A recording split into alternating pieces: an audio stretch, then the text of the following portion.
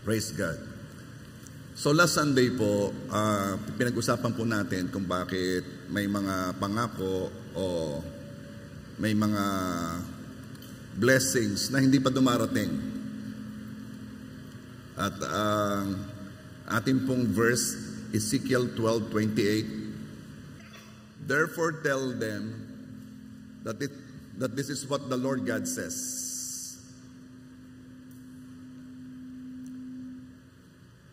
None of my words will be delayed any longer.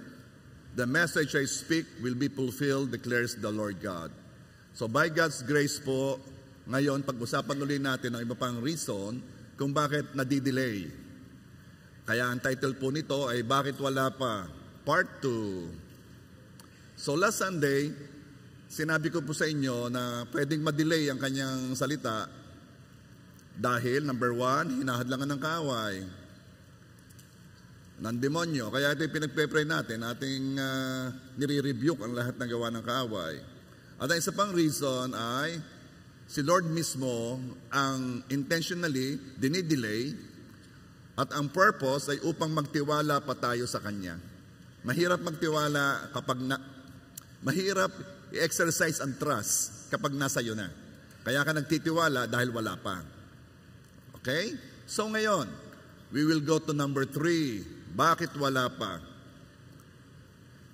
Dahil may pagpapala na dapat kasabay ng ibang pagpapala.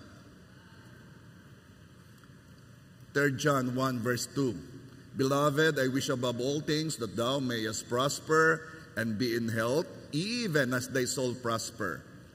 Even or as or kasabay. Ang kalooban ng Diyos, tayo ay maging masagana, maging malakas, kasabay nito, masagana ang ating kaluluwa. Kaluluwa, meaning ang ating emosyon, ang ating isipan, ang ating damdamin, ang ating will. So, kailangan ay kasabayan. Okay. People who enter relationships. Kaya yung mga binabagong status at ginagawang in a relationship na hindi kasabay ang prosperity of the soul will often experience problems sa relationships.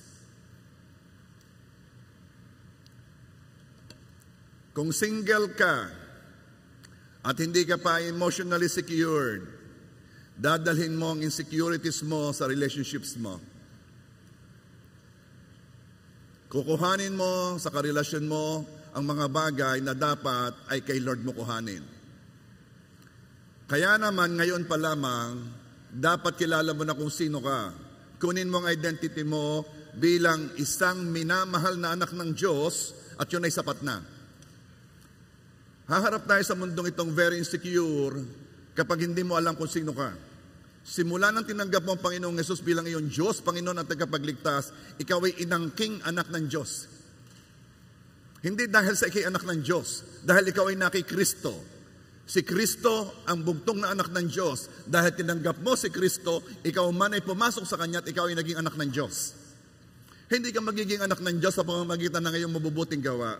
Hindi ka magiging anak ng Diyos sa pagsama sa iba't ibang relihiyon. Iisa lamang ang paraan at nasabi ng Panginoong Hesus, ako ang daan, ako ang katotohanan, ako ang buhay. Walang pupunta sa Ama maliban sa pamamagitan ko. Kung gusto mong maging anak ng Diyos, kailangan ikaw ay nasa anak ng Diyos. Yun lang yun. Okay? Hindi ka magiging anak ng Diyos kung ikaw ay nasa kung ano paman. Dapat lang na kay Jesus. Ay paano po gagawin yun? Simple lang. Magtitiwala ka lang, tatanggapin mo ang Panginoong Jesus na iyong Diyos, Panginoon at tagapagligtas. Yung po yung nagawa ko na sinabi ko lang, well, pagtiwalaan mo ang Diyos na siya'y kumikilo sa puso mo. Makinig ka lagi ng salita hanggang sa ikay lumago. Let me continue.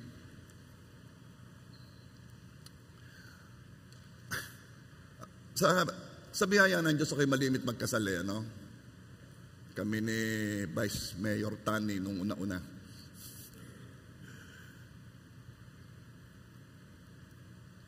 Bago magkasal, may counseling. Ito napansin ko. Mas pinaghahandaan ng mga ikakasal ang wedding kaysa marriage. Ang buong atensyon nila ng buong taon ay doon nakapalibot sa isang araw na kasal. Hindi doon sa napakahabang marriage. Kaya pag nagsimula na kami nag-counseling, sabi ko, yung ginapag-usapan na ninyo, hindi pa ho. Sabihin ako, ito ginapag-usapan na ninyo, hindi pa ho. Anong napag-usapan lang ninyo? Ayun yung kakainin sa handaan. Pinaghahandaan nyo yung isang araw? Hindi nyo pinaghahandaan yung marriage? Kaya kailangan ito'y kasabay, itong paglago ng ating kaluluwa. Girls, kung ang hanap mo ay husband material, ay kailangan ikaw ay maging wife material din. Ay, tayo hanap ng ideal partner in life. Ganong ang kailangan, tayo rin ay maging ideal partner in life. So sa mga blessing na hinihingi natin, kailangan ito'y may kasabay. Kung mama's boy ka, lalaki, kung kay mama's boy, hindi ka pa pwede mag-asawa.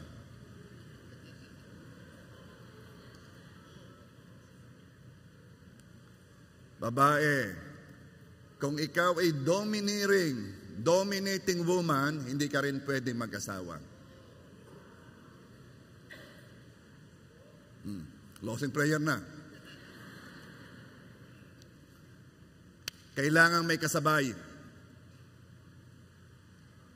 Merong nadidelay na promotion, pagpapala, kasi ma-pride.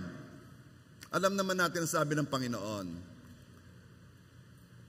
God gives grace to the humble, but He opposes the proud.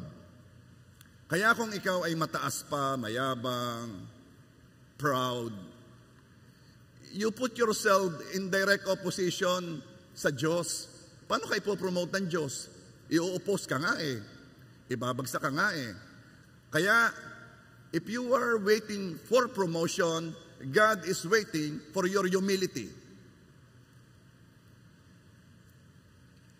Promotion is dangerous sa mga taong hindi pa marunong magpakumbaba.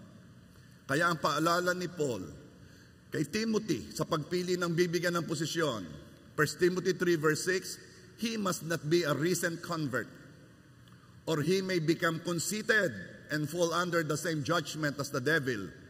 Ay huwag ka namang maglagay ng baguhan pa lamang. Ay baka ay yumabang at pumunta sa parehong sentensya katulad ng ibinigay kay Satanas. Alam naman natin kung bakit nag-fall si Satanas. Ano? Pride. Our transformation into Christ-likeness is a journey. Kanina noong tayo kumakanta, yung tungkol sa holiness, sabi ko, oo nga napakagandang tingnan ng karakter ng Diyos bilang makapangyarihan, nagpapagaling ng may sakit, mabuting Diyos. Pero pag binanggit na sa ang Diyos ay banal, wala nang kapareho. Lahat tayo gustong-gusto nating maging banal at ang maraming tao ay kinukuha yung anyo ng kabanalan. Ano yung anyo ng kabanalan? Yung bang anyo ng kabanalan? Hindi yan. Ang kabanalan ay kung kapareho ang ginagawa mo ng salita ng Diyos. Yun ang kabanalan. Pero this is my point. Ang ating transformation, simula nang tanggapin mo Panginoong Jesus bilang iyong Diyos, Panginoon, tagapagligtas, pero kasi nagtatanong yun lang? Pagkatapos nun ipupunta na sa langit, ano naman, dali. Ay hindi ka, paano pagpapakabuti? Paano pagpapakabait? Hindi na natin pag-uusapan yon. Okay. Kapag tunay na tinanggap mong Panginoong Jesus, ang iyong espiritu ay pinanganak na muli, ang tawag ay born again. So ang born again ko hindi relihiyon, ang born again ay experience, naranasan. At ito ang mapapansin mo, kung noon, walang humpay, walang kapreno-preno ang paggawa ng kasalanan, simula ng tinanggap mong Panginoong Jesus, somehow may boses doong lumalakas na very uncomfortable sa paggawa ng kasalanan. Maaaring ipagpatuloy mo pa rin ang dati mong bisyo, dati mo yung ginagawa, pero kung tunay na tinanggap mong Panginoong Jesus, there is someone there, strongly shouting, strongly telling you, hindi na ikaw yan. That's not the real you.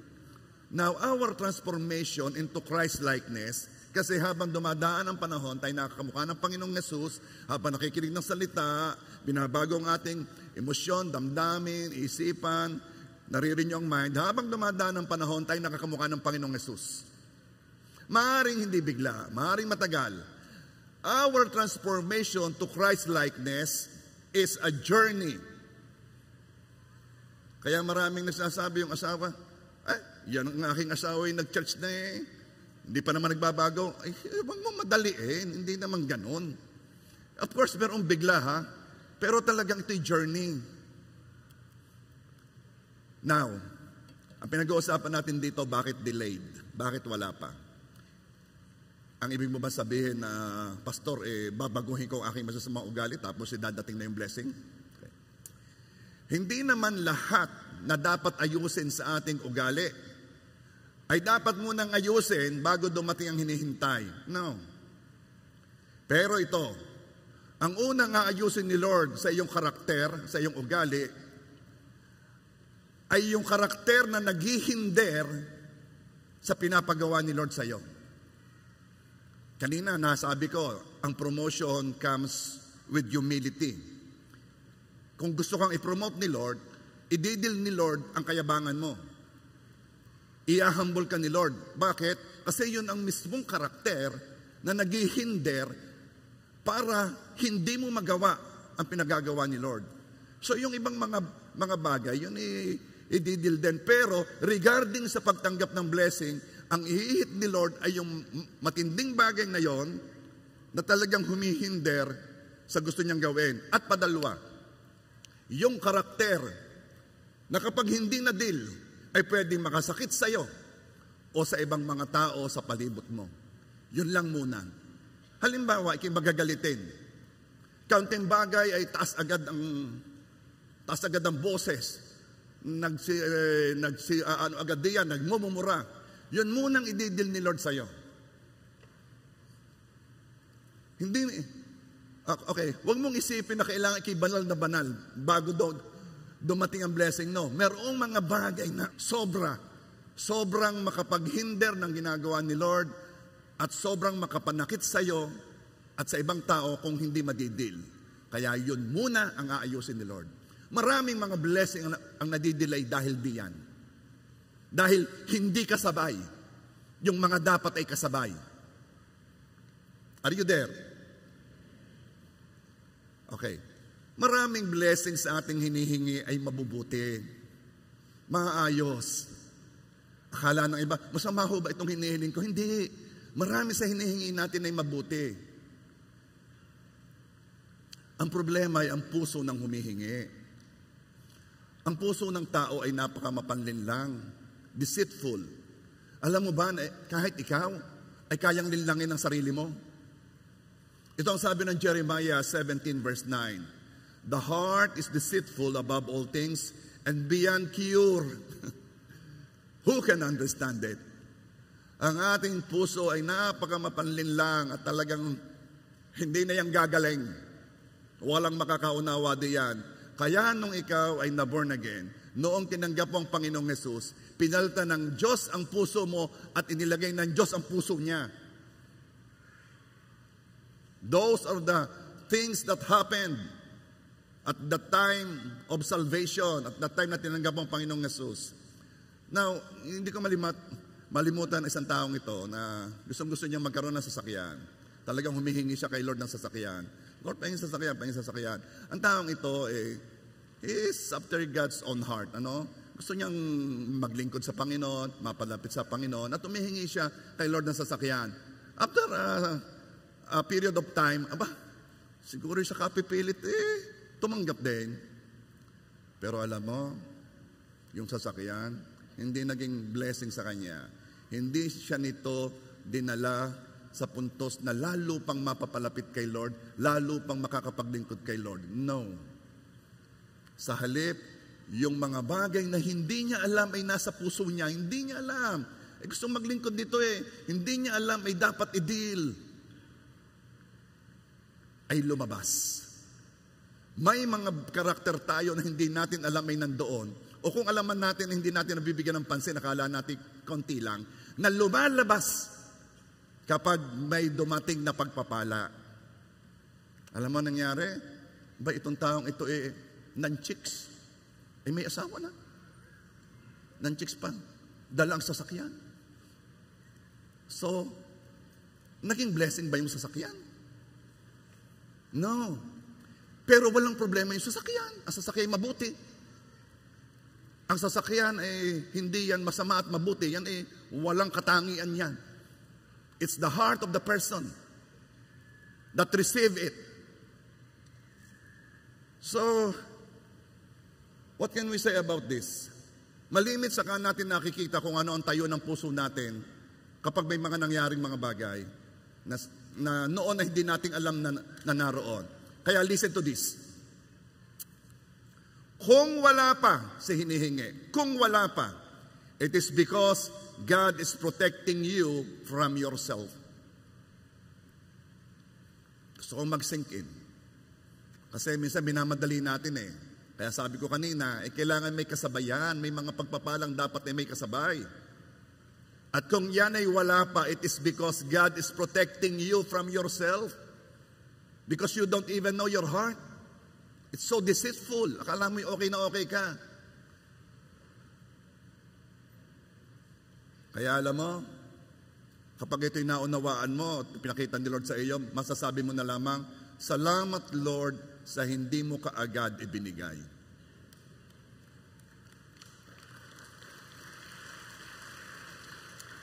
Remember, a delay is not a denial. Hindi ibig sabihin at na-delay ay ayaw ibigay ni Lord. Kaya na-delay, mahal ka ni Lord. It is not a denial. Are you there? Material blessings na hindi kasabay ang prosperity of the soul will not be beneficial to us. It may even harm us or the people close to us. Pag-usapan nga po natin, Pastor, di ko po naunawaan yung prosperity of the soul o masaganang kaluluwa. Ano ho bang masaganang kaluluwa? Ang taong may masaganang kaluluwa ay siya na nabubuhay ayon sa salita ng Diyos. Siya yung taong nananatili sa kanya ang salita ng Diyos. Basahin ko sa inyo ang John 15:7. Kung kayo'y mananatili sa akin at ang mga salita ko'y mananatili sa inyo, hingin ninyo ang anumang inyong nais at ito'y gagawin para sa inyo. Hingin ang anumang inyong nais at ito'y gagawin para sa inyo. Hindi po nagsisinungaling ang Diyos. Hindi po ito, parang blank check Hingin ng anumang nais at ito'y gagawin. Abay, nakasulat di totoo yun. Bakit po wala pa? Hiningi ko naman. Kasi nga, may condition yung promise. Ano pong condition? John 15:7 ulit. Kung kayo'y mananatili sa akin at ang mga salita ko'y mananatili sa inyo. Makiki-highlight nga ninyo yon yung aking binibigyan ng diin.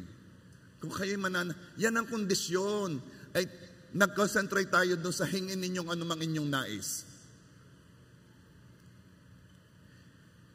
Yes, Pastor, ako po'y nananatili kay Jesus. Ako po'y kay Jesus. Tinanggap ko po ang Panginoong Jesus. Ako po'y sa Kanya. Yes, I believe you. At maraming taong inaangkin iyan. Pero ang sunod na tanong, ay ang salita ba ni Jesus ay nananatili sa iyo? Sige, nananatili ka kay Jesus. Ang salita ba niya ay nananatili sa iyo? Ang salita ay nananatili lang sa atin kung lumalabas ito sa ating kilos at nagiging ugali na. That, my friend, is the condition. Kung ang malimit na ginagawa natin ay ayon sa sinasabi mo, sa sinasabi ng magulang mo, ayon sa sinasabi ng teacher mo, ayon sa sinasabi ng tropa mo, ayon sa sinasabi ng vlogger, ayon sa sinasabi ng kaaway, then, ang salita nila ang nananatili sa iyo. Kung ang ginagawa mo ay ayon sa sinasabi ng iba, salita nila ang nananatili sa iyo. Remember the condition para anumang hingin mo ay ibibigay sa iyo. Kailangan ang salita ng Diyos ang nananatili sa iyo. Kung salita ng Diyos ang nananatili sa atin, then malimit na ginagawa natin ay ayon sa salita ng Diyos. Kung ang salita ng Diyos ay nananatili sa atin, tayo, sabi ng Bible, ay nagiging mabunga. At dito naluluwalhati ang Ama. Kaya John 15:8, yung sunod na verse says, sa pamamagitan nito'y naluluwalhati ang aking Ama, na kayo'y magbunga ng marami at maging mga alagad ko. Kapag ang ginagawa mo ay ayon sa salita ng Diyos, ang salita ng Diyos ay nananatili sa iyo, then, ang mga gagawin mo ay ang tawag ng Diyos ay bunga. Ikaw ay mabunga, fruitful. At ito rin ang proof or evidence na ikialagad ng Diyos. Ako po'y disipulo ng Panginoong Hesus. Ay paano natin nakikita kung ang ginagawa mo ay ayon sa salita ng Diyos. Kapag ang salita ay nananatili sa atin, makakaranas tayo ng maraming answered prayers. Kung hindi nananatili ang salita, nililin lang natin ang ating sarili. Kasi pakinig lang tayo ng pakinig, hindi rin naman natin ginagawa, then nililin lang natin ang ating sarili. Ito ang sabi ng James 1:22. Do not merely listen to the word and so deceive yourselves. Do what it says. Kung gusto mong lahat ng hingin mo, ibibigay sa iyo, yun ang kondisyon. Ang salita ay nananatili sa iyo. Yun ang ginagawa mo. Okay, para mas maging, alam mo, dito, it's not that easy. I know what you think. At alam ko rin naman ang aking itinuturo, hindi naman ito ganun kabilis. Okay? Pero para mas maunawaan mo pa rin, ano bang ibig sabihin ng salita'y nananatili sa akin? Bigyan ko kayo ng example. Napakadaming word of God ha, pero ito muna. Psalms 24 verse 1 and 2. The earth is the Lord and all its fullness, the world and those who dwell therein. Okay. Ang mundo, ang earth ay sa Diyos at lahat na nandito. Okay. Verse 2. For He has founded it upon the seas and established it upon the waters. Ang Diyos ang lumikha, lahat dito. Lahat na nandito. Pati emosyon mo ay nandito. Ang Diyos ang lumikha niya. Alam, ang tao na masagana ang kaluluwa at ang salita'y nananatili sa kanya, alam niya na wala siyang pag-aari sa mundong ito. Dahil ang may-ari nito ay ang Diyos. So, alam niya ang katatayuan niya. Kung hindi ako may-ari, ano ako? Ako'y pinagkatiwalaan lang. Steward. Lahat na meron ako ay bigay lang ng Diyos.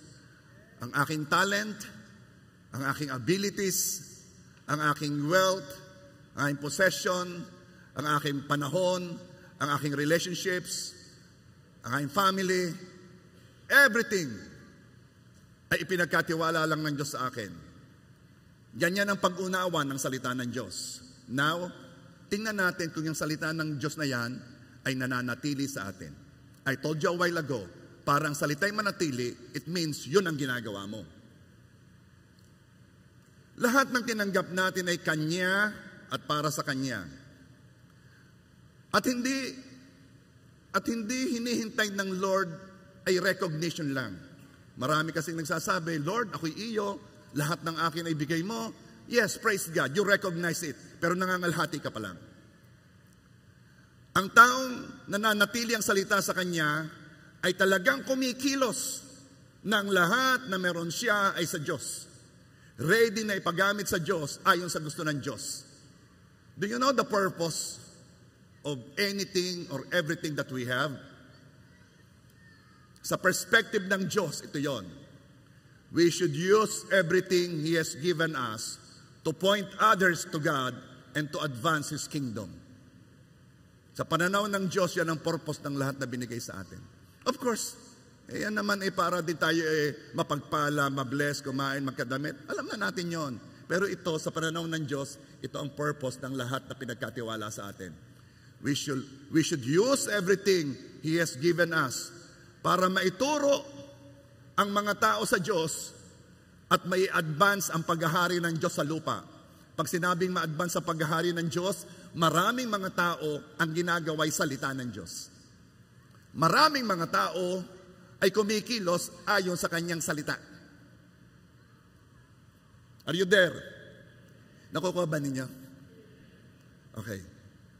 Ilan na ang humingi sa Diyos ng tulong at nangako na kapag pinagpala sila ay magiging pagpapala sa maraming tao at tutulong sa paglaganap ng kaharian ng Diyos.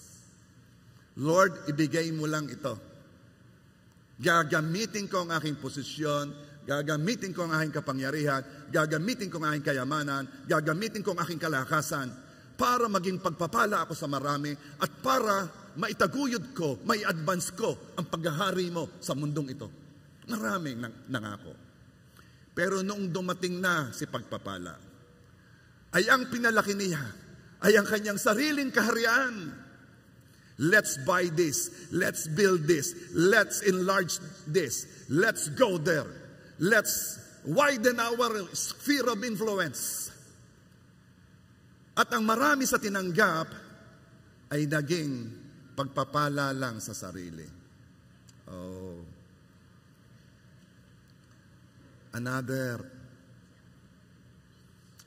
Isa lang verse ang pinagkunan natin, lahat ay pag-aari ng Diyos. Yun pala yun. Ganun pala kapag ang salita'y nananatili sa iyo. Remember, lahat na tinanggap ay pananagutan natin. Posisyon, possession, passion. Kapangyarihan, kayamanan, at saka mga relasyon. Lahat na tinanggap, pananagutan natin. Romans 14 verse 12. Kaya't ang bawat isa sa atin ay magbibigay sulit sa Diyos ng kanyang sarili. Bawat isa, individually. Lahat tayo ay magre-report sa Diyos pag dumating na yung panahon. Pag ikaw ay humarap sa Diyos, hindi ka humaharap bilang isang grupo. Haharap kang isahan lang. At tatanungin ka ng Diyos, ano ang ginawa mo sa pinagkatiwala ko sa iyo? Sasagutin mo yon. Sorry, walang group report dito. Ikaw lang ang sasagot.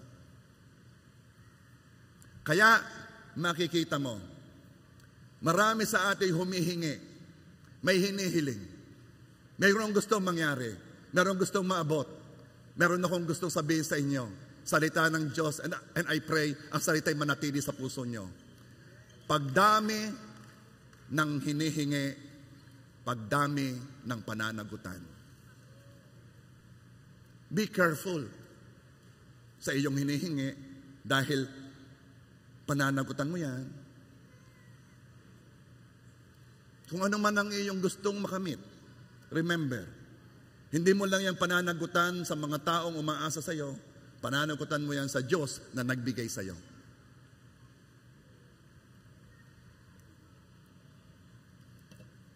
Kung naalala ninyo yung testimony ni Pastor Baby at Pastor Cyrus, taga Antipolo, masinag, ano? Kakatuwa naman nakaka-bless ano? Siya 2 taon lang nagpapastor, pero yung pong pinagpapastoran nila doon ay talaga namang squatter area. Yung ba talagang umaakyat ng bundok nandun sa taas. At nakita ko yung video Pag sila'y magagawain doon, yung mga matatanda, binubuhat na nung leader dito para makaabot. Ganon.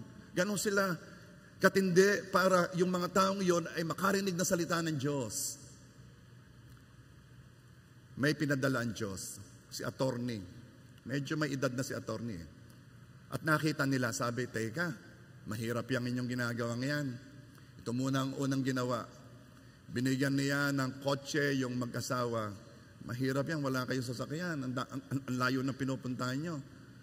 Maya-maya ay matraffic dito sa Cainta, dito sa Antipolo, matraffic. Bili kayo ng bagong motor. Bumili sila ng mahusay na motor.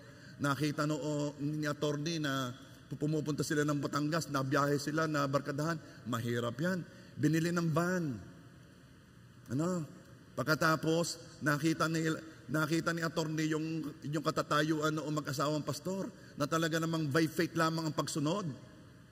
Anong mga susunod ka dahil meron kang natatanggap? Hindi. Sumunod lang sa Panginoon. Nagtiwala lamang. At alam mo, binigyan ng bahay at lupa sa isang magandang subdivision. Hindi doon sa talagang sabi sa subdivision ng mayayaman, ibinigay ng, meron ng furnitures sa kanilang titulo, inyo na yan. Hindi lang yon. In-scholar yung kanyang anak. Gusto ko, hindi na ninyo iniintindi ito para makakonsentrate kayo sa gawain ng Diyos. Sabi ko, ang tindi ng taong ito, pero dito ang nakakuha ng pansin ko. Meron daw siyang sinabi kay Pastora Baby. Ito ang sinabi ni attorney.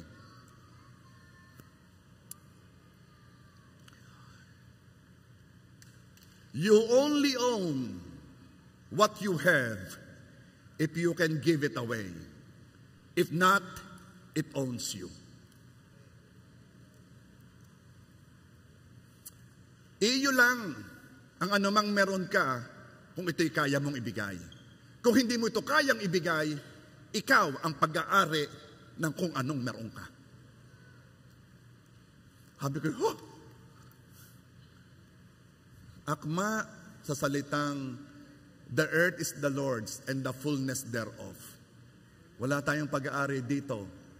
Huwag ninyong targetin na kayo ang pag-aari ng anumang bagay sa buhay ninyo. Hindi ka pag-aari ng bahay mo, hindi ka pag-aari ng sasakyan mo, hindi ka pag-aari ng posisyon mo. Kung hindi mo ito kayang gamitin para sa Panginoon. Ikaw ang magiging pag-aari nila kung hindi mo ito kayang gamitin sa Panginoon. Are you there? So yan ang number 3. Dalawa lang uli ito. Yung una, nadidelay si pagpapala kasi may kasabay. Dapat may kasabay. Usually, kasaganaan ng kaluluwa. Okay. Huwag kang mahihirapan dito ha. Naku po, magtatagal ang akin. Ay, napakadami ko pa dapat ayusin No. Minsan yun lamang talagang karakter, yung mismong ugali na hahadlang upang hindi mo magawa ang pinapagawa ng Diyos. Doon lang. Ugali na kapag hindi na deal, makakasakit sa'yo o sa mga taong malapit sa'yo. Yun lang ang i-deal muna. And then, darating kung ano mang hinihintay mo. At yan ay sunod-sunod na pagpapala habang sumasabay ang ibang pagpapala. Are you there?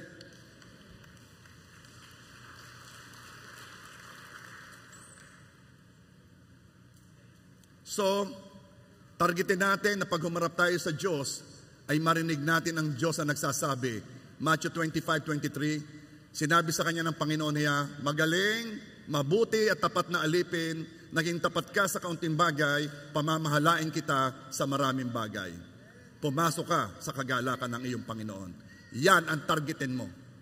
Hayaan mong pagharap mo sa Diyos, ito ang maririnig mo. Magaling, mabuti at tapat na alipin. Naging tapat ka sa kaunting bagay na pinagkaloob ko, pagkakatiwalaan kita ng mas malaki sa kaharian ko. Yan ang targetin mo. I pray ng salita'y manatili sa atin. Number 4, last number. Bakit nadi-delay, Pastor? Bakit nadi-delay? Listen to this. Kasi, number 4, sobra ang desire sa hinihintay. Ano bang utos ng Diyos? Ano bang utos ng Diyos? Matthew 22:37 and 38.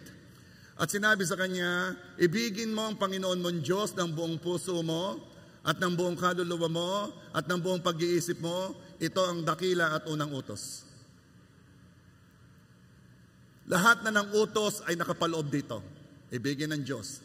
At ang sunod ay ibigin ng kapwa. So, let me ask you, anong hinihingi mo? Anong hinihintay mo sa Panginoon? Dahil ano man yan, it must never exceed your desire to love God with all your heart. Ano mang hinihintay mo? Ano mang hinihingi mo? Kailangan wag niyang malampasan ang iyong pagnanasa na mahalin ng Diyos. Why? Bakit ibibigay sa iyo ng Diyos ang ginugusto mo ng higit pa sa pagkagusto mo sa Kanya? Ay, ang utos nga'y love God with all your heart eh. Bakit naman niya ibibigay yung gustong-gusto mo na obvious na matramdam ni Lord na mas gusto mo kaysa Kanya? Ba't niya ibibigay sa iyo? Sunod na tanong, bakit ibibigay sa iyo ng Diyos ang karibal niya sa puso mo? Answer me. Kung iyong dinidesire niya gustong-gusto mo, are you expecting ibibigay ng Diyos sa iyo? Na ang pagkagusto mo diyan ay lampas pa sa pagkagusto mo sa Diyos? Eh, hindi naman ako gayon. Well, I told you a while ago, the heart is most deceitful of all. Kailangan pang may mangyaring sitwasyon para makita mo at maunawaan mo na mas matindi ang desire mo dyan kaysa desire mo kay God. We need to develop a mindset na ano po, Psalms 23 verse 1, ang Panginoon ay aking pastol, hindi ako magkukulang. And I thank God sa nagpaunawa nito sa akin habang kami nag-uusap nung sinabi niya, the Lord is my shepherd, I shall not want. Sabihin mo, si Jesus ang aking pastol. Ibig sabihin, the Lord is my shepherd, I shall not want, hindi ako magkukulang. Ibigay man ni Lord o hindi ang iyong hinihingi o ang iyong hinihintay, hindi ka pa rin magkukulang. Kulang ka lamang kung yung hinihingi mong iyan ay siyang pumupuno sa iyo. Eh hindi naman yan ang pupuno sa iyo, ang Diyos ang pumupuno sa iyo. Dahil si Jesus ang pastol mo, siya ay sapat na. Alam mo, ang ganda nito sa NLT Psalms 23 verse 1, the Lord is my shepherd, I have all that I need. Kung ang Panginoong Jesus ang pastol mo, nasa iyo na lahat ng kailangan mo. Then, why will you desire anything na sobra o higit pa sa desire mo kay God? Ganitong mindset ang kailangan para wala tayong naisin ng higit kaysa sa pagnanais natin sa Diyos. Kailangan ang level ng desire sa hinihintay.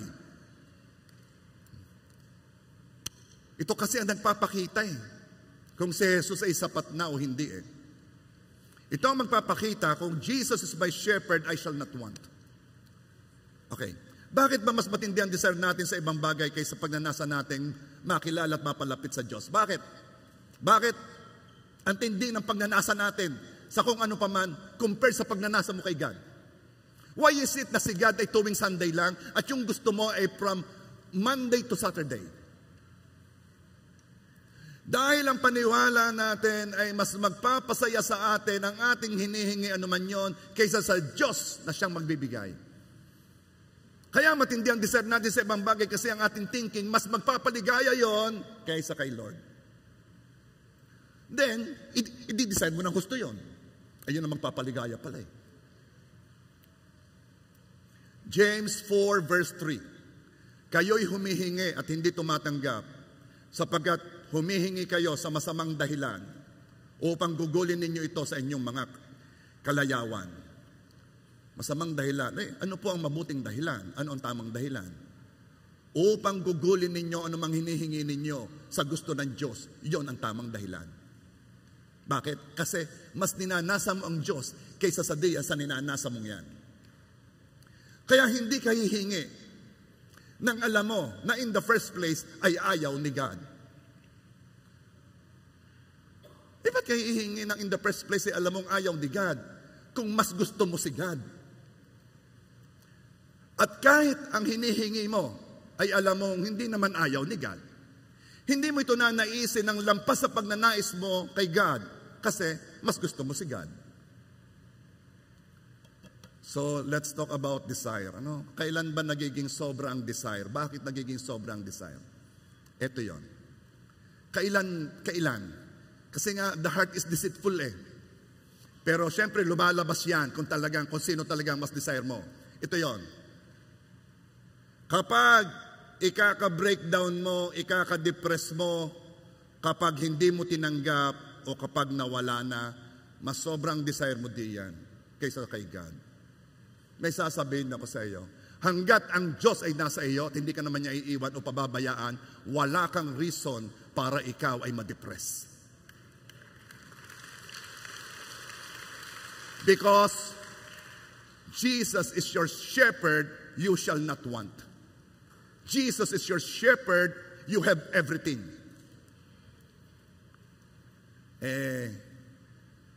Kaya naman napakahina sa rejection Kaya napakahina natin sa delay. Kasi hindi natin nare-realize na si Jesus ay sapat na. Oh, I pray, makinig ka ng makinig ng salita.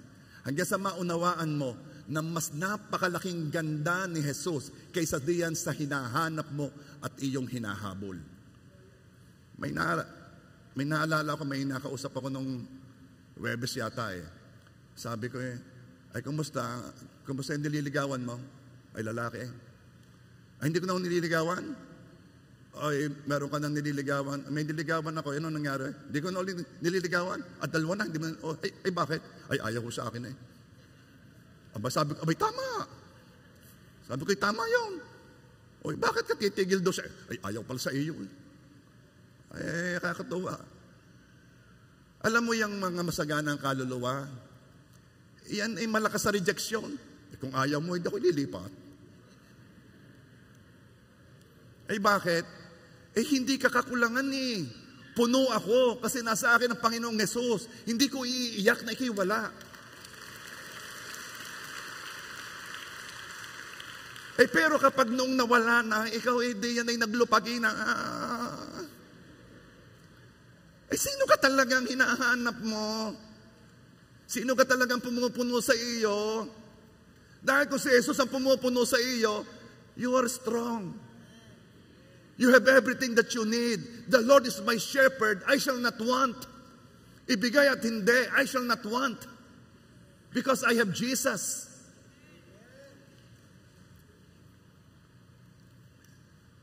Kailan nagiging sobrang desire? Kapag willing kang magkasala, makuha lang iyon. Kapag willing kang magkasala, makuha lang iyon. Sobrang desire mo. Bakit tumitindi ang desire? Bakit, Pastor, tumitindi ang desire? Hindi naman dating okay. Tumitindi ang ating desire kasi we put fuel dito. Naglalagay tayo ng gatong. Umiinit ang desire kapag ginagatungan mo. Ano pong gatong? Pag ganito, when you talk, think, look, always sa iyong dinidesire. Kapag lagi ang pinag-uusapan mo iyan, kapag lagi ang iniisip mo iyan, kapag lagi niya ka nakatingin, tiyak, mas nanaisin mo yan kaysa sa Diyos. Kaya inilalaban natin ang Panginoon Kaya sabi ng Panginoon, you don't live by bread alone, but by every word that comes from the mouth of God. Ang gusto ng Diyos araw-araw, nakakarinig ka ng salita, hindi tuwing linggo lang. Because hindi ka nabubuhay sa tinapay lamang, kundi sa bawat salita ng Diyos. Inilalaban ng Diyos kaya ang sabi ng Panginoon, come on, meditate, pray every day. Kailangan sa akin katumingin, kailangan akong iyong isipin, kailangan akong iyong pag-usapan para akong i-desire mo. Why? It is for your sake. Because everything on earth na i-desire mo will be dung, will be basura kumpara sa ganda ng ating Diyos. Nung sinabi ni Lord na akong iyong hanapin, hindi naman siya para sa Kanya it's para sa iyo. Nilikha ka ng Diyos para luwalhatiin siya. Yun ang pagkalalang sa atin. Akala mo kasi pagkalalang sa iyo, para gumawa ka ng kaharian mo Akala mo kasi ang pagkalalang sa iyo, ikay maging masaya, maligaya Kaya ka nilalang ng Diyos ay para sambahin ang Panginoon, para mabuhay para sa Kanya.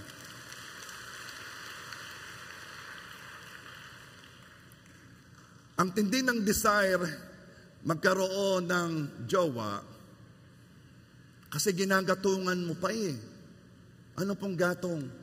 Ay pinanood mo na lahat ng love story Lahat ng nationality Inubos mo na ang Korean, nasa Taiwan ka na At ay paulit-ulit pa. Opa. Kaya ang feeling mo ikaw ay kulang. Bantay ka ng bantay ng mga status ng mga kaibigan mo kung kailan magiging in a relationship.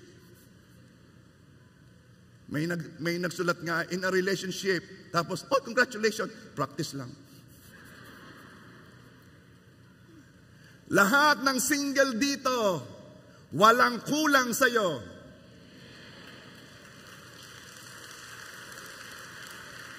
Jesus is your shepherd, you have all that you need. If you really believe that, ready ka na tumanggap sa hinihintay mo. Pero kung hindi ka ready, hindi po talaga, kulang. Anong kulang? Kulang po ng jowa. Mamaya, sasabihin ko sa inyong sekreto para matanggap na. Excited ba kayo?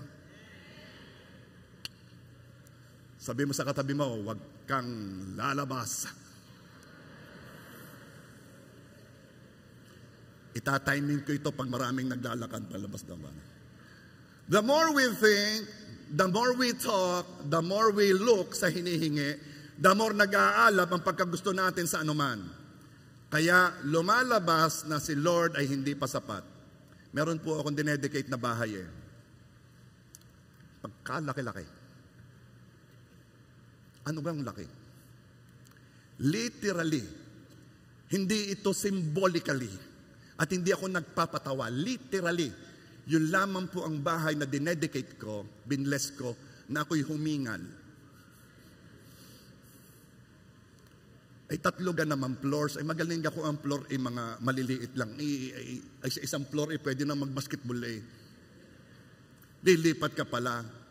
Ay talaga sabi, ako'y samahan mo, ako'y maliligaw eh. Kahirap kang mag-dedicate ng ikaw eh, pagpasok sa isang room eh, wow, ay, ako nga pala yung nagbe-bless. Pagkalaki-laki. Ay, kasama ko, asawa ko. Akala ko'y nagpe-pray eh. Abay, nagbibideo. Binibideo ang bawat room na aking pinagpe-pray. Eto. Anong ginawa namin? Kami tumingin, aming inisip, at pinag-usapan.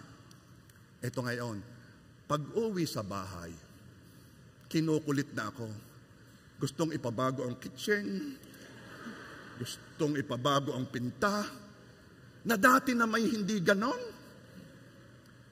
Nakakita lamang ng maganda. Mahirap pag natingin. Pag iniisip, pag pinag-uusapan, nabubuo ang desire. Na dati wala. Alam mo ba na kahit yung hindi mo dati desire, pwedeng maging desire mo? Pinag-uusapan lang natin dito kung bakit mas sobrang desire mo diyan kaysa kay God eh. Pwede mong i-build ang desire mo eh. Ako eh nanunood dito sa Reels. Si Paring Hives. Kilala niyo si Paring Hives? Nako, na-promote ko na naman. Kung ikaw ay nakikinig, Paring Hives, huwag mong kakalimutan, ako'y nag-promote. Ang pinopromote niya ay mga relo. Malimit Rolex. Di ko naman naunawaan yung relo eh. Sabi ko nga sa inyo, pag ako'y nagre-relo eh, wala nga baterya, pamporma lang. Aray naka-charge eh. Pero yung isa ko, abay, pinabaterya naman pala sa SM ni Pastora. Pero itong aking point, kapapanood ko, ako'y nagiging interesado, ang mamahal pala niyang Rolex. Ang pinaka-average, 500, 600. May merong 8 milyon eh. Noong una, ang sabi ko, ang mga taong ito, ang laki ng pananagutan sa Diyos. Isipin mo, may dala kang bahay sa iyong wrist. 8 million. Ang laki ng pananagutan sa Panginoon ng mga ito. Kapag hindi nila alam kung ano ang purpose ng lahat na pinagkatiwala sa Kanya. Pero itong aking point, nung ako'y nagsisimula, yun ang aking mindset. Habang tumatagal, ay pero maganda nga eh.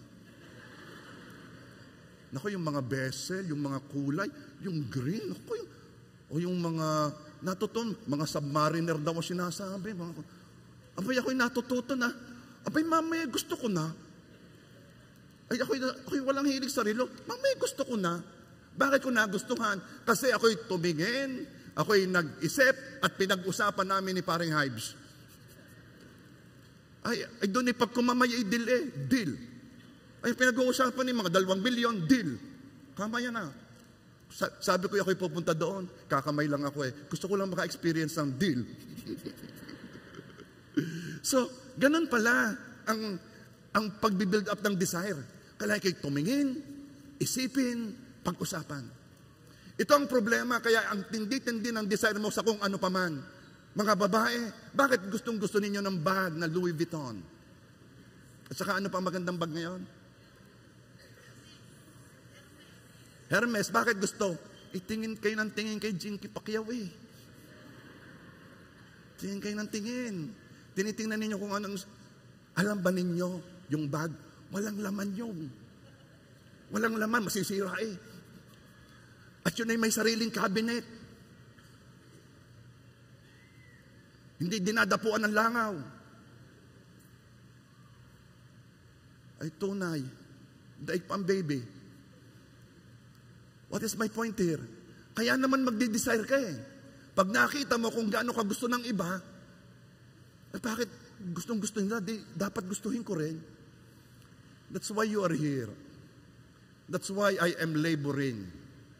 Na makita mong kagandahan ng Diyos. Na ang Diyos ay mas maganda kaysa Hermes, mas maganda kaysa Louis Vuitton, mas maganda kaysa Rolex. Na ang Diyos ay mas maganda kaysa posisyon. Of course, yan ay pinagkatiwala sa inyo. At ang Diyos ay nag-e-expect na you will do everything for His glory.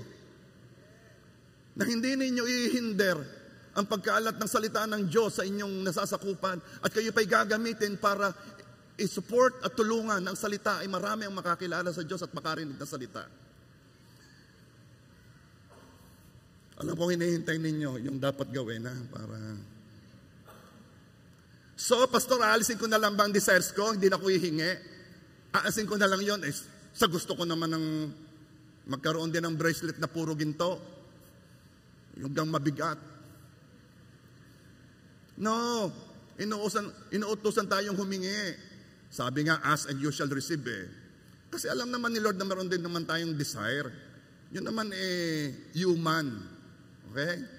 Pero ito, sa paghingi, our mindset should be like this. Hihingi ako sa Diyos, knowing na siya'y mabuting pastol, a good shepherd, knowing na siya'y after my welfare. Yan ang mindset ko. Kaya naman, kung kanyang ibigay o hindi ibigay ang gusto ko, I still trust Him. Kung hindi ibigay ni Lord ang gusto ko, it means inaalagaan lang niya ako dahil He is my shepherd and I trust Him. Yan ang mindset.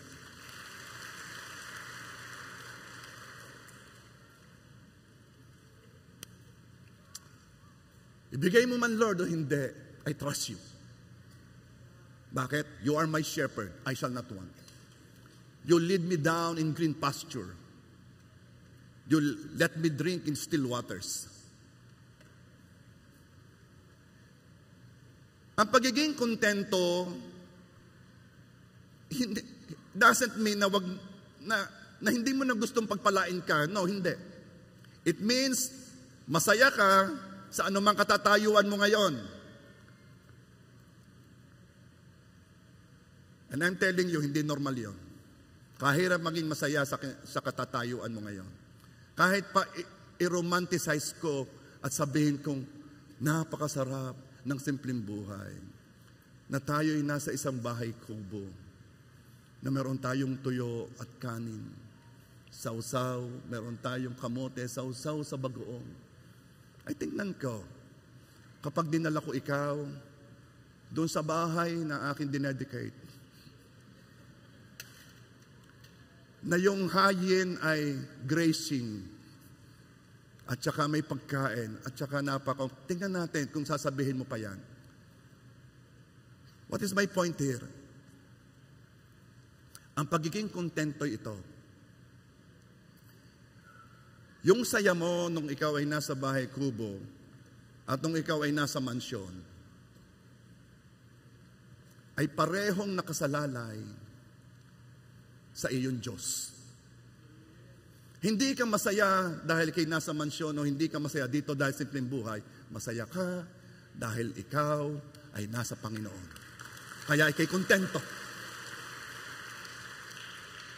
Yes, improve your life.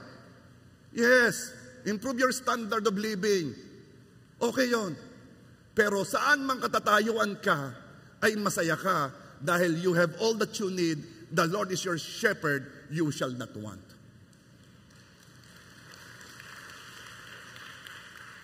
Philippians 4:11. Nalaman ni Paul ang sikreto para hindi siya mag-desire ng sobra. Philippians 4:11, not that I was ever in need, for I have learned how to be content with whatever I have. Verse 12, I know how to live on almost nothing or with everything. I have learned the secret of living in every situation, whether it is with a full stomach or empty, with plenty or little. Nalaman na daw ni Paul ang sikreto of living in every situation. Dahil mahirap maging kontento kapag may napaghambingan ka. Na-obvious yung kulang mo. Pero natutuhan ni Paul ang sikreto ng pagiging kontento sa pamumuhay sa anumang sitwasyon. At ito yung nasa sunod na verse. Philippians 4:13, I can do everything through Christ who gives me strength. Magagawa ko ang lahat sa pamamagitan ni Jesus na nagpapalakas sa akin. Okay, let's talk about this. May ninanais ka dahil may purpose ka sa nais mo. Halimbawa, balik tayo sa relo. Gusto ko ng mamahaling relo. Well, kung oras lang ang purpose mo, any relo will do. Lahat ng relo, pwede na, kahit cellphone mo. Kung ang hinahanap mo naman ay feel good ka kapag may suot kang mamahaling relo. Then, doing all things through Christ, which strengthens you, means you will get that good feelings from God. Masaya ako pag naka-Rolex ako. Masaya ako dahil na kay God ako. I can do all things through Christ who strengthens me. Kung ang gusto ko naman ay investment, dahil sabi nila, ang Rolex daw ay investment. Hindi daw totoo nagbabago-bago ang presyo. Then, doing all things through Christ who strengthens me means God will take care of me. Kung ang gusto ko investment, then God will take care of me. God is my investment. He will never leave me nor forsake me. Yan ang ibig sabihin ni Paul nung sinabi niyang, I can do all things through Christ who strengthens me. Kung ano man ang promise sa iyo ng mga dinidesire mo, comfort, investment, everything. Sabi ni Paul, lahat ng inyong purpose kaya ginugusto mo yan. God, you can do all things through God who strengthens you. Kayang ibigay ni Lord yan. Yun ang ibig sabihin ni Paul. Ay, okay. Pag ganito ang mindset mo, hindi mo i-desire ang anuman ng sobra. Kasi hindi naman kayang ibigay ng anuman ang tunay na kailangan mo. Sabi ni Paul, with or without ng ninanais mo, you still can do all things through Christ.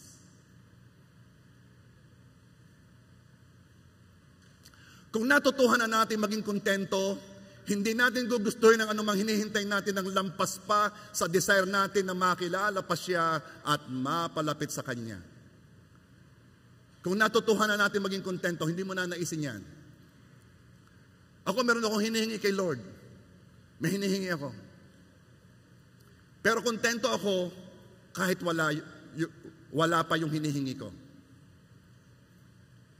Kaya hindi ako humihingi kay Lord ng, Lord, basta, bigay mo na, Lord, basta, Lord. No. Dahil miski hindi niya ibigay, ako'y kontento eh. Because the Lord is my shepherd, I shall not want. Kasi yung piniperceive ko na ibibigay noon sa akin, nung hinihingi ko, kaya namang ibigay ng Diyos eh. Minsan kasi what we are asking, they have false promises. Kapag natanggap mo, bakit hindi pa rin ako masaya? False promises talaga. Ang dami nagsabing, pag ako'y nag-asawa na sasaya ko, nung nag-asawa na sabi sa akin, paano po ang legal separation? Paano po? Kasi ang dami nilang ine-expect sa kanilang hinihingi. Na nung dumating, hindi naman. Why? Because all the things on this earth is not designed to feel what you are lacking. Ang Diyos lamang ang pupuno sa hungkag sa puso mo.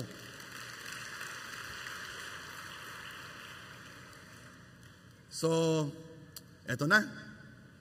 Sasabihin ko na yung sikreto para wag nang ma-delay.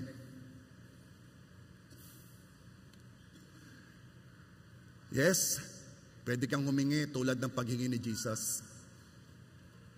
Sabi ni Lord, Jesus, pwede po ba wag ko nang daanan ang sarong ito? Wag ko nang daanan ng paghihirap na ito. Lord, Ama, pwede ba? Wag na ko ipako sa krus.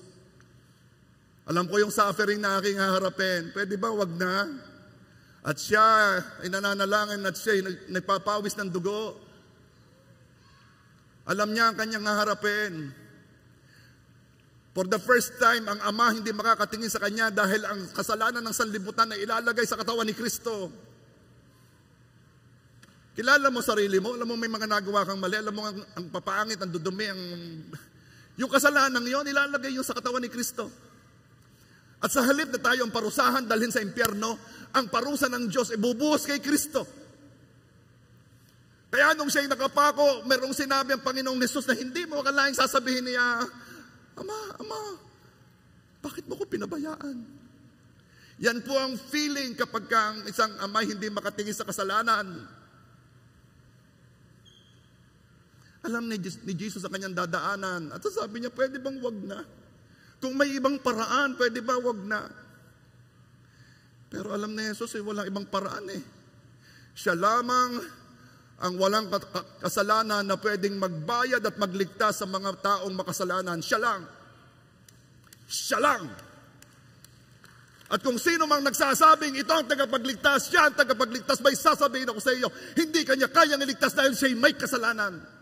Mamatay man siya ng 1,000 beses para sa iyo, hindi kanya kayang iligtas dahil siya man ay dapat iligtas niya ang kanyang sarili. At hindi niya magagawa yon. Si Jesus lang. Kaya 2,000 years ago siya'y bumaba. Kinuhangan niyo ng tao. Pwede hindi niya gawin yon. Para ano? Para kunin ang kasalanan mo at ibigay sa atin ang kanyang katuwiran. That is the only way para magkaroon ng relasyon sa banal na Diyos. Sa palagay mo, tatanggapin ka ng Diyos sa kabaitan mo? Sa mga ginagawa mong ritual, obligasyon, duty, sa iyong mabubuting gawa? Alam mo ba, sabi ng Diyos diyan, ya'y maruruming basahan sa harapan ko. Isa lamang ang paraan, at ano yon? Jesus is the way, the truth, and the life. No one comes to the Father except through me. At nung siya'y nananalangin ng ganon, sabi ni Jesus, but Father, not my will, but your will be done. Sasabihin ko sa inyong sikreto, para yung nade-delay ay wag nang madelay. Para yung hinihingi mo ay matanggap mo na. Pag hindi mo na gustong gusto, saka ibinibigay.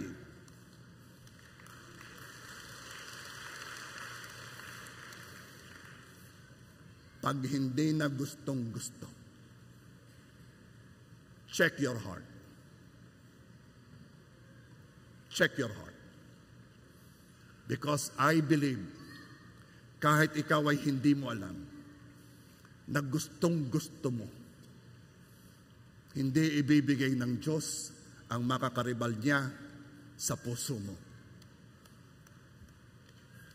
So what am I going to do, Pastor? Ito yon. Repent doon sa mga sobrang desire. Sabihin mo, Panginoon, sige nga, gawin natin ngayon. Worship team, please. Sabihin mo, O Panginoon Diyos, patawad po sa aking sobrang desire sa anumang bagay. Ngayon, I will ask the Holy Spirit para ipakita sa iyo kung ano yung sobrang desire mong yon. And then, specifically, ihingi mo ng tawad yung bagay na yon, yung sobrang desire mo doon. Okay? Holy Spirit, I pray, iparamdam mo, ipakita mo sa mga taong nandito, maging nasa online, anumang bagay na sobrang kanilang pagnanasa, sobrang kanilang desire, lampas sa pagnanasan nila na mapalapit sa iyo at makilala ka. Anumang bagay yon. Reveal to them, O God. O Holy Spirit, reveal to them.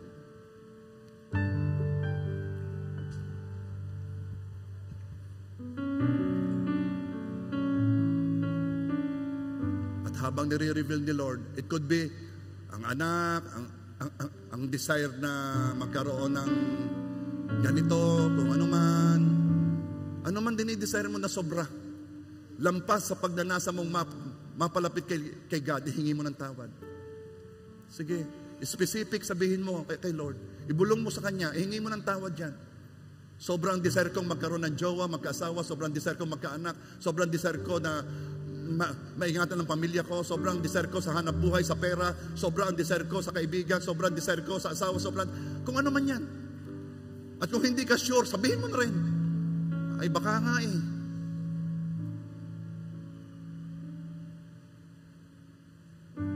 Sobrang desire ko ako'y makilala, sobrang desire ko ako'y tumaas, sobrang desire ko ako'y manalo, sobrang desire ko sa anumang bagay, ask forgiveness. Sige, ask forgiveness. Repent. At sabihin mo ngayon, O Panginoong Diyos, sa biyaya mo, tulungan mo ako na ikaw na ang nanasain ko ng higit sa anumang bagay. Tulungan mo ako, Panginoon.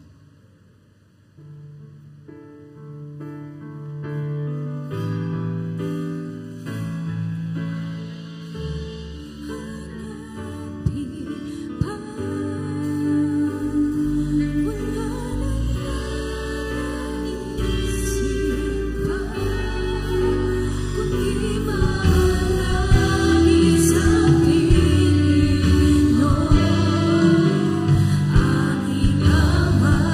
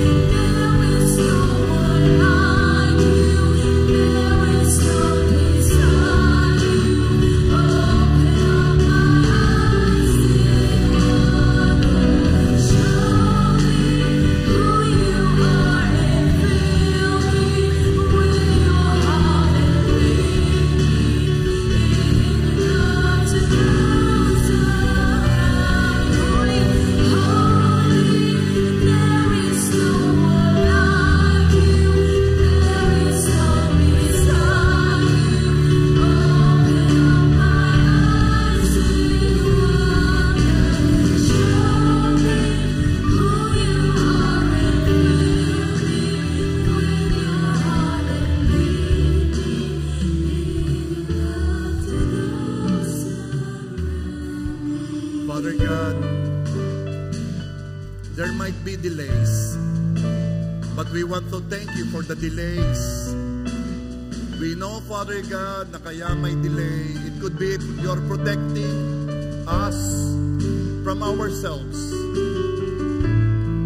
At salamat din, Lord God, sapagkat pinakita mo sa amin ang aming puso na merong mga bagay, tao na mas higit ang pagnanasa namin doon kaysa sa iyo. Thank you, Lord God, for revealing it to us. At Lord God, sa biyaya mo, simula sa araw na ito, wala kaming nanaising higit pa sa iyo. Wala kaming nanasain higit pa sa iyo. Lord, ilapit mo pa kami sa iyo. Ipakilala mo ngayong sarili sa aming lahat. Reveal yourself to us, O God. At lahat na nandito, Panginoon, walang isa man ang mawawalay sa iyo sa kanila.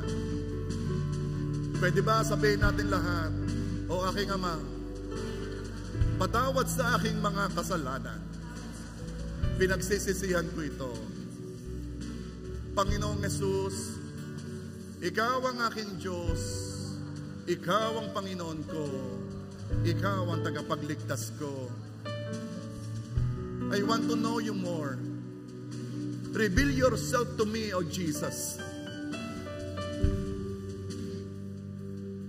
Ako na lang magpe-pray, Father God. Dinededicate ko lahat na nandito sa iyo, na walang isa man ang mawawalay sa iyo. Hawakan mo sila ng mahigpit. Ingatan sila. Pagpalain ng lubos. This I pray in Jesus' name. Amen.